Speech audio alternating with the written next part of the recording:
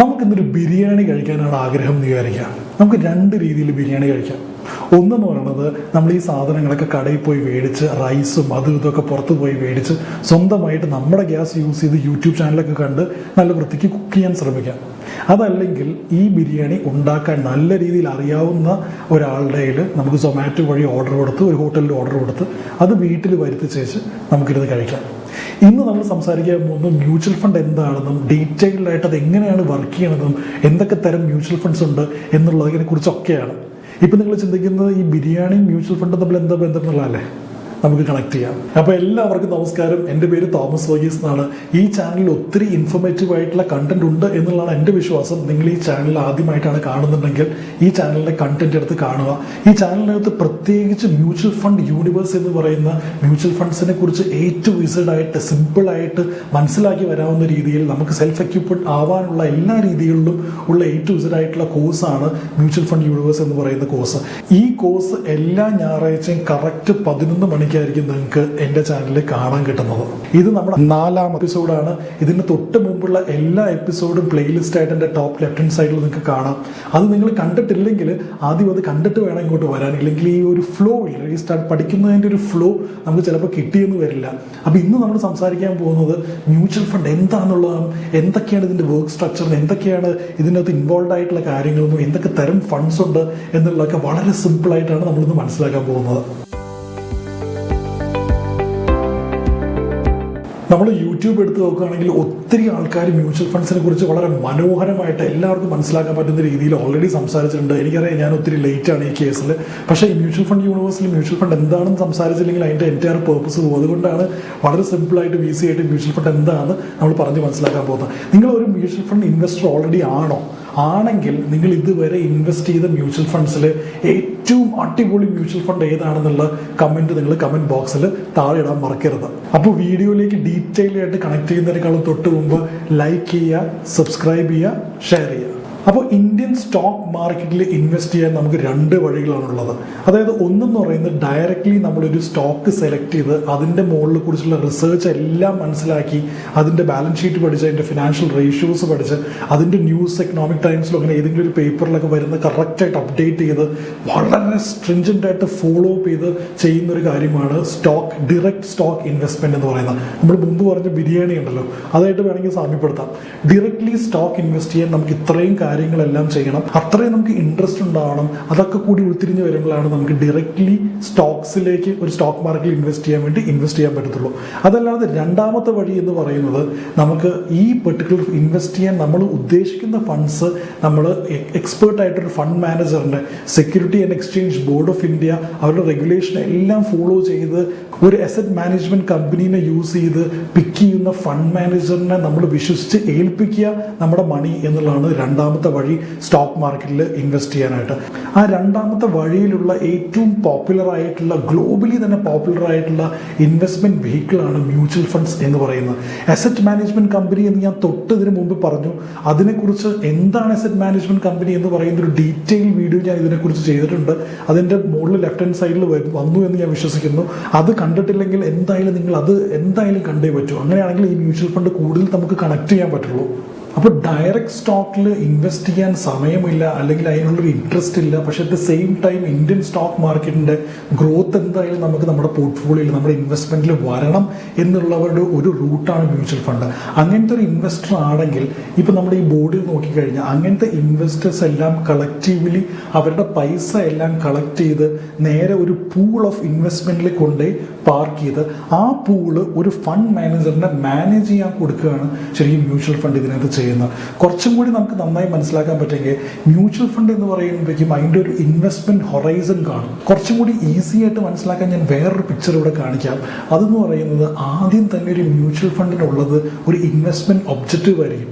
Investment objective എന്താണെന്ന് വെച്ച് കഴിഞ്ഞാൽ എത്ര ലെങ്ത്, എത്ര ഡ്യൂറേഷന് വേണ്ടിയാണ് നമ്മൾ ഇൻവെസ്റ്റ് ചെയ്യുന്നത്, എത്ര റിസ്ക് നമ്മൾ എടുക്കാൻ എലിജിബിൾ ആണ് എന്നുള്ളതൊക്കെ പറയുന്നതാണ് ഒരു ഇൻവെസ്റ്റ്മെന്റ് ഒബ്ജക്റ്റീവ്. അപ്പോൾ ആദ്യം ഇൻവെസ്റ്റ്മെന്റ് ഒബ്ജക്റ്റീവ് മനസ്സിലാക്കി ആ ഒബ്ജക്റ്റീവ് ഒരേപോലെ ബാക്കിയുള്ള എല്ലാ ഇൻവെസ്റ്റേഴ്സും അവരുടെ പൈസ പൂൾ ചെയ്ത് ഒരു ഇൻസ്ട്രുമെന്റിനകത്തേക്ക് കൊണ്ടുവന്ന് ആ ഇൻസ്ട്രുമെന്റ് ഒരു ഫണ്ട് മാനേജറിന്റെ സെബിയുടെ റെഗുലേഷൻ എല്ലാം പ്രകാരം എല്ലാ ഒതന്റിക്കേഷനും യൂസ് ചെയ്ത് സെബിയും AMC നമ്മൾ അസൈൻ ചെയ്യുന്ന ഒരു ഫണ്ട് മാനേജറിന്റെ കയ്യിൽ ഏൽപ്പിച്ച് ആ ഫണ്ട് മാനേജർ മാർക്കറ്റിനകത്തുള്ള ഓപ്പർച്യൂണിറ്റീസ് കണ്ട് ഇൻവെസ്റ്റ് ചെയ്ത് റിട്ടേൺസ് ഉണ്ടാക്കുന്ന ഒരു പ്രോസസ്സാണ് ശരിക്കും മ്യൂച്വൽ ഫണ്ട് എന്ന് പറയുന്നത്. ഇങ്ങനൊരു സൈക്കിളാണ് ശരിക്കും മ്യൂച്വൽ ഫണ്ട് വളരെ സിമ്പിളായിട്ടും ഈസി ആയിട്ട് മനസ്സിലാക്കാൻ പറ്റുന്ന ഒരു സൈക്കിൾ. ഇനി കാശെല്ലാം ഈ ഇൻവെസ്റ്റേഴ്സിന് ഇത്രയും കാശെല്ലാം ഈ പൂളിലേക്ക് എടുത്തു വെച്ച് ഈ പൈസ ഫണ്ട് മാനേജർ എന്താണ് ചെയ്യാൻ പോകുന്നത്? ഫണ്ട് മാനേജർ എന്താ ചെയ്യുന്നതെന്ന് വെച്ചാൽ നമ്മൾ ആദ്യത്തെ എക്സാമ്പിൾ പറയുകയാണെങ്കിൽ നമ്മൾ ആദ്യം ഒരു സ്റ്റോക്ക് ഐഡന്റിഫൈ ചെയ്ത പോലെ ആ സ്റ്റോക്ക് സപ്പോസ് ITC എന്ന് വിചാരിച്ചോളൂ. ആ സ്റ്റോക്ക് ITC ആണെങ്കിൽ അത് ബിലോങ് ചെയ്യുന്നത് FMCG എന്ന് പറയുന്ന സെക്ടറിലാണ്. ഫണ്ട് മാനേജർ ടിപ്പിക്കലി എന്താണ് ചെയ്യുന്നതെന്ന് വെച്ച് കഴിഞ്ഞാൽ നമ്മുടെ ഈ പൈസ എല്ലാം കളക്ട് ചെയ്ത് വളരെ ഡിഫറെൻ്റ് ആയിട്ടുള്ള സെക്ടേഴ്സിലേക്ക് ഡൈവേഴ്സിഫൈ ചെയ്താണ് അവർ ഇൻവെസ്റ്റ് ചെയ്യിപ്പിക്കുക. ഫോർ എക്സാമ്പിൾ ചിലപ്പോൾ ഫാർമസ്യൂട്ടിക്കൽ സെക്ടർ ആവാം, IT സെക്ടർ ആവാം, FMCG സെക്ടർ ആവാം, ബാങ്കിങ് സെക്ടർ ആവാം. അങ്ങനത്തെ പല സെക്ടേഴ്സിലുള്ള പല മേഖലകളിലുള്ള സ്റ്റോക്സിലേക്ക് ഫണ്ട് മാനേജേഴ്സ് ഡൈവേഴ്സിഫൈ ചെയ്ത് നമുക്ക് വേണ്ടി നമ്മുടെ ബിഹാഫിൽ നിന്ന് ഇൻവെസ്റ്റ് ചെയ്യുകയാണ് മ്യൂച്വൽ ഫണ്ട് ചെയ്യുന്നത്. ഈ സെക്ടേഴ്സിൽ തന്നെ ഇൻഡിവിജ്വൽ സ്റ്റോക്സിലേക്കാണ് ഫണ്ട് മാനേജർ ഇൻവെസ്റ്റ് ചെയ്യുന്നത്. ഫോർ എക്സാമ്പിൾ IT സെക്ടറിൽ ഒരു സ്റ്റോക്കാണ് ഇൻഫോസിസ് എന്ന് പറയുന്നത്, ബാങ്കിങ് സെക്ടറിൽ ഒരു സ്റ്റോക്കാണ് ആക്സിസ് ബാങ്ക് എന്ന് പറയുന്നത്. അപ്പോൾ സെക്ടർ ഐഡന്റിഫൈ ചെയ്ത് അതിനകത്തുള്ള സ്റ്റോക്സിലേക്കും ഫണ്ട് മാനേജർ അതിനെക്കുറിച്ചുള്ള എല്ലാ കാര്യങ്ങളും ആ ഫണ്ട് ടീമായിട്ട് നമ്മൾ മുമ്പത്തെ വീഡിയോസിൽ പറയുന്ന പോലെ അനലിസ്റ്റും അവരുടെ റിസർച്ച് ടീംസ് ഒക്കെ ആയിട്ട് ഒരുമിച്ചിരുന്ന് മനസ്സിലാക്കി റെഗുലേഷൻസ് എല്ലാം അനുസരിച്ച് മനസ്സിലാക്കിയിട്ടുള്ള സ്റ്റോക്സിലേക്ക് നമ്മുടെ ബിഹാഫിൽ ഇൻവെസ്റ്റ് ചെയ്യുക എന്നുള്ളതാണ് ഫണ്ട് മാനേജർ നമുക്ക് വേണ്ടി ചെയ്യുന്നത്. അതുവഴി നമുക്ക് വേണ്ടി റിട്ടേൺസ് ഉണ്ടാക്കാനും at the same time diversify ചെയ്ത് നമ്മുടെ റിസ്ക് കുറയ്ക്കാനും വേണ്ടിയിട്ടാണ് മ്യൂച്വൽ ഫണ്ടിന്റെ ഒരു ഒബ്ജക്റ്റീവ് എന്ന് പറയുന്നത്. അപ്പം മ്യൂച്വൽ ഫണ്ട് എന്ന് പറയുന്നത് ഫിക്സ്ഡ് ഡെപ്പോസിറ്റും RD ഒക്കെ പോലെ സ്റ്റോക്ക് മാർക്കറ്റിലേക്ക് ഇൻവെസ്റ്റ് ചെയ്യാൻ ആഗ്രഹിക്കുന്ന ആൾക്കാർക്ക് കൺസ്ട്രക്ട് ചെയ്തിരിക്കുന്ന ഒരു പ്രൊഡക്റ്റാണ് മ്യൂച്വൽ ഫണ്ട് എന്ന് പറയുന്നത്. വളരെ ട്രാൻസ്പെറന്റ് ആയിട്ടുള്ള പ്രൊഡക്റ്റാണ്. ആ ട്രാൻസ്പെറൻസിയെ കുറിച്ചൊക്കെ ഡീറ്റെയിൽഡ് ആയിട്ട് നമ്മൾ ഈ കോഴ്സിൽ പോകുന്തോറും നമ്മൾ പറഞ്ഞുകൊണ്ടിരിക്കും. ഇനി നമുക്ക് മനസ്സിലാക്കാൻ പറ്റുന്നത് മ്യൂച്വൽ ഫണ്ട്സ് എന്തൊക്കെ ബ്രോഡർ ക്ലാസിഫിക്കേഷനിലാണ്, എന്തൊക്കെ തരം മ്യൂച്വൽ ഫണ്ട്സ് നമുക്ക് ബ്രോഡർ മാർക്കറ്റിൽ അവൈലബിൾ ആണെന്നുള്ളതാണ്. അതിൽ ആദ്യത്തെ മ്യൂച്വൽ ഫണ്ട് എന്ന് പറയുന്നത് ഇക്വിറ്റി മ്യൂച്വൽ ഫണ്ടാണ്. രണ്ടാമത് എന്ന് പറയുന്നത് ഡെപ്റ്റ് മ്യൂച്വൽ ഫണ്ടാണ്. മൂന്നാമത് എന്ന് പറയുന്നത് ഹൈബ്രിഡ് മ്യൂച്വൽ ഫണ്ടാണ്. നാലാമത് അതേഴ്സ് എന്ന് പറയുന്ന ഒരു കാറ്റഗറിയാണ്. ആദ്യം നമുക്ക് ഇക്വിറ്റി മ്യൂച്വൽ ഫണ്ട് എന്താണെന്ന് മനസ്സിലാക്കാം. ഇക്വിറ്റി മ്യൂച്വൽ ഫണ്ട് എന്ന് പറയുന്നത് ഡയറക്ട്ലി ഇന്ത്യൻ സ്റ്റോക്ക് മാർക്കറ്റിന്റെ സ്റ്റോക്സിലേക്ക് ഇൻവെസ്റ്റ് ചെയ്യുന്ന ഒരു കാറ്റഗറി ഓഫ് മ്യൂച്വൽ ഫണ്ട്സിനെയാണ് ഇക്വിറ്റി മ്യൂച്വൽ ഫണ്ട്സ് എന്ന് പറയുന്നത്. സെൻസെക്സിനകത്തും നിഫ്റ്റിക്കകത്തും ലിസ്റ്റ് ചെയ്തിരിക്കുന്ന സ്റ്റോക്സിലേക്ക് ഡയറക്ട്ലി ഇൻവെസ്റ്റ് ചെയ്യുന്ന, നമ്മൾ മുമ്പ് പറഞ്ഞ പോലെ ITC, ഇൻഫോസിസ്, HDFC ബാങ്ക് ഇങ്ങനത്തെ എല്ലാ സ്റ്റോക്സിലേക്കും ഡയറക്ട്ലി ഇൻവെസ്റ്റ് ചെയ്യുന്ന മ്യൂച്വൽ ഫണ്ട്സിനെ ആണ് ഇക്വിറ്റി മ്യൂച്വൽ ഫണ്ട്സ് എന്ന പേരിൽ അറിയപ്പെടുന്നത്. ഇനി ഡെറ്റ് മ്യൂച്വൽ ഫണ്ട്സ്, അത് രണ്ടാമത്തെ കാറ്റഗറി ഓഫ് മ്യൂച്വൽ ഫണ്ട്സ് എന്താണെന്ന് ചോദിച്ചു കഴിഞ്ഞാൽ ബേസിക്കലി ഡിബെഞ്ചേഴ്സ് അല്ലെങ്കിൽ കടപ്പത്രങ്ങളിൽ മാത്രം ഇൻവെസ്റ്റ് ചെയ്യുന്ന ഒരു പ്രൊഡക്റ്റിനാണ് ഡെറ്റ് മ്യൂച്വൽ ഫണ്ട്സ് എന്ന് പറയുന്നത്. ഇപ്പോൾ ശരിക്കും ഒരു കമ്പനിക്ക് ക്യാപിറ്റൽ റേസ് ചെയ്യാൻ രണ്ട് രീതിയിലാണ് റേസ് ചെയ്യാൻ പറ്റുന്നത്. ഒന്നെന്ന് പറഞ്ഞാൽ നമുക്ക് എല്ലാവർക്കും അറിയാവുന്ന പോലെ ഇക്വിറ്റി, അതായത് സ്റ്റോക്ക് മാർക്കറ്റിൽ നിന്ന് സ്റ്റോക്സ് ചെയ്യുന്ന IPO വഴി ഫണ്ട് റേസ് ചെയ്യുക, എന്നിട്ട് സെക്കൻഡറി മാർക്കറ്റിൽ ഇൻവെസ്റ്റേഴ്സിനെ കൊണ്ട് ഇൻവെസ്റ്റ് ചെയ്യിപ്പിക്കുക എന്നുള്ളതാണ് ആദ്യത്തെ വഴി എന്ന് പറയുന്നത്. രണ്ടാമത്തെ വഴി ഫണ്ട് റേസ് ചെയ്യാൻ എന്ന് പറയുന്നത് കടപ്പത്രങ്ങൾ ഇഷ്യൂ ചെയ്യുക, NCDs. നമുക്ക് എല്ലാവർക്കും അറിയാം മുത്തൂറ്റൊക്കെ NCDs ഇഷ്യൂ ചെയ്യുന്ന കാര്യങ്ങൾ. അപ്പോൾ NCDs മാർക്കറ്റിലേക്ക് പുറത്തിറക്കി ആൾക്കാരെ കൊണ്ട് അതിനകത്ത് ഇൻവെസ്റ്റ് ചെയ്യിപ്പിച്ച് അതിന് വേണ്ടിയിട്ട് സെർട്ടൻ എമൗണ്ട് ഇൻട്രസ്റ്റ് ആയിട്ട് കൊടുക്കുന്നതാണ് ക്യാപിറ്റൽ റേസ് ചെയ്യാനുള്ള കമ്പനീസിന്റെ രണ്ടാമത്തെ രീതി എന്ന് പറയുന്നത്. അപ്പോൾ ആദ്യത്തെ ഇക്വിറ്റി ആണെങ്കിൽ രണ്ടാമത്തെ മ്യൂച്വൽ ഫണ്ട് കാറ്റഗറി എന്ന് പറയുന്നത് ഈ കടപ്പത്രങ്ങളിൽ മാത്രം ഇൻവെസ്റ്റ് ചെയ്യാൻ വേണ്ടിയിട്ടുള്ളൊരു ടൈപ്പ് ഓഫ് മ്യൂച്വൽ ഫണ്ട്സ് ആണ് ഡെപ്റ്റ് മ്യൂച്വൽ ഫണ്ട് എന്ന് പറയുന്നത്. ഇന്ത്യയിൽ ഒരുപക്ഷെ ഡെപ്റ്റ് മ്യൂച്വൽ ഫണ്ട്സ് വളരെ അണ്ടർ സോൾഡ് ആണ്. ആൾക്കാർ കൂടുതലും ഡെപ്റ്റ് മ്യൂച്വൽ ഫണ്ട്സിനെ കുറിച്ച് അറിഞ്ഞു വരുന്നേ ഉള്ളൂ. കൂടുതലും മ്യൂച്വൽ ഫണ്ടിനെ കുറിച്ച് തന്നെ ആൾക്കാർ അറിഞ്ഞു വരുന്നേ ഉള്ളൂ. എന്നാൽ തന്നെ കൂടുതലും ആൾക്കാർക്ക് അറിയാവുന്നത് equity category of mutual funds ആണ്. പക്ഷെ ഡെപ്റ്റ് എന്ന് പറയുന്നത് വളരെ ഇൻട്രസ്റ്റിംഗ് ആയിട്ട് എക്കോണമിയായിട്ട് ഡയറക്ട്ലി ബന്ധമുള്ള, ഓയിൽ പ്രൈസും ഇൻട്രസ്റ്റ് റേറ്റും ഒക്കെ ആയിട്ട് വളരെ ഡയറക്ട്ലി ബന്ധമുള്ള ഒരു ടൈപ്പ് ഓഫ് മ്യൂച്വൽ ഫണ്ട്സ് ആണ് ഡെപ്റ്റ് മ്യൂച്വൽ ഫണ്ട്സ്. ഇനി ഹൈബ്രിഡ് എന്ന് പറയുന്നത് ഇതിന്റെ കോമ്പിനേഷനാണ്. ഇക്വിറ്റി ഒരു കോമ്പണന്റും ഡെപ്റ്റ് ഒരു കോമ്പണന്റും രണ്ടും കൂടി ഒരുമിച്ച് കൂടിയ ഒരു ടൈപ്പ് ഓഫ് മ്യൂച്വൽ ഫണ്ട്സിനെയാണ് ഹൈബ്രിഡ് മ്യൂച്വൽ ഫണ്ട്സ് എന്ന് പറയുന്നത്. അപ്പൊ അതേഴ്സ് എന്ന് പറയുന്ന കാറ്റഗറിയിൽ വരുന്ന ഫണ്ട്സ് ആണ് international funds, commodity funds, fund of funds, ETFs, അങ്ങനെ ഒത്തിരി ക്ലാസിഫിക്കേഷൻ ഓഫ് മ്യൂച്വൽ ഫണ്ട്സ് ഈ അതേഴ്സ് എന്ന് പറയുന്ന കാറ്റഗറിയിലുണ്ട്. ഇതിനെക്കുറിച്ചുള്ള ഡീറ്റെയിൽഡ് ആയിട്ട് നമുക്ക് കുറച്ചും കൂടി നമ്മൾ പ്രോഗ്രസ് ചെയ്യും തോറും, നമ്മുടെ ലേണിംഗ് പ്രോഗ്രസ് ചെയ്യും തോറും ഈ അതേഴ്സ് എന്ന് പറയുന്ന ഒരൊറ്റ ബ്രാക്കറ്റിനകത്ത് ഏതൊക്കെ മ്യൂച്വൽ ഫണ്ട്സ് ആണുള്ളത് അത് കുറച്ചും കൂടി ഒരു ലേണിംഗ് കുറച്ചും കൂടി ഹെഡ് ആയിരിക്കും. അപ്പോൾ അതിപ്പോഴല്ല, ഈ കോഴ്സ് പ്രോഗ്രസ് ചെയ്യും തോറും നമുക്ക് അതേഴ്സ് എന്ന് പറയുന്ന കാറ്റഗറിയിൽ ഏതൊക്കെ മ്യൂച്വൽ ഫണ്ട്സ് വരുന്നുണ്ട്, അത് നമുക്ക് നല്ലതാണോ മോശമാണോ, അതിൻ്റെ നല്ല വശങ്ങളും ചീത്ത വശങ്ങളും എല്ലാം നമുക്ക് വേറൊരു വീഡിയോയിൽ വളരെ സിമ്പിളായിട്ട് ഈസി ആയിട്ട് മനസ്സിലാക്കാം. അപ്പോൾ ഇത്രയാണ് നമുക്ക് ബ്രോഡറായിട്ട് മ്യൂച്വൽ ഫണ്ട്സിനെ ക്ലാസിഫൈ ചെയ്യാൻ പറ്റുന്നത്.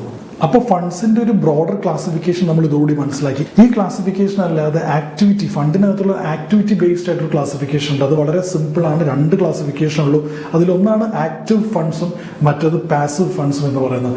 ആക്റ്റീവ് ഫണ്ട്സ് എന്ന് പറയുന്നത് ഫണ്ട് മാനേജർ ഡയറക്ട്ലി മാനേജ് ചെയ്യുന്നത്. നമ്മൾ മുമ്പ് പറഞ്ഞ ഫണ്ട് മാനേജർ ഡയറക്ട്ലി മാനേജ് ചെയ്യുന്നത്, പുള്ളി തന്നെ ഓപ്പർച്യൂണിറ്റി ഐഡന്റിഫൈ ചെയ്ത് അദ്ദേഹം തന്നെ എല്ലാ കാര്യങ്ങളും ചെയ്യുന്ന ഒരു ഫണ്ടാണ് ആക്റ്റീവ് ഫണ്ട്. അതിനകത്ത് പെർച്ചേസ് ഉണ്ടാവും, സെല്ലുണ്ടാവും, ഒരു ഓപ്പർച്യൂണിറ്റി ഐഡന്റിഫൈ ചെയ്ത് അടുത്ത ഓപ്പർച്യൂണിറ്റിയിലേക്ക് കയറുക, അങ്ങനെ വളരെ ആക്റ്റീവ് ആയിരിക്കും ആ ഫണ്ട് എന്ന് പറയുന്നത്. പാസീവ് ഫണ്ട് എന്ന് പറയുന്നത് ഒട്ടും ഫണ്ട് മാനേജറിന്റെ കൺട്രോൾ ഏറ്റവും മിനിമത്തിലായിരിക്കും. അതായത് ഒരു ഇൻഡെക്സ്, ഒരു സെൻസെക്സ്, നിഫ്റ്റി, ഇതൊക്കെ ഒരു ഇൻഡെക്സസ് ആണല്ലോ.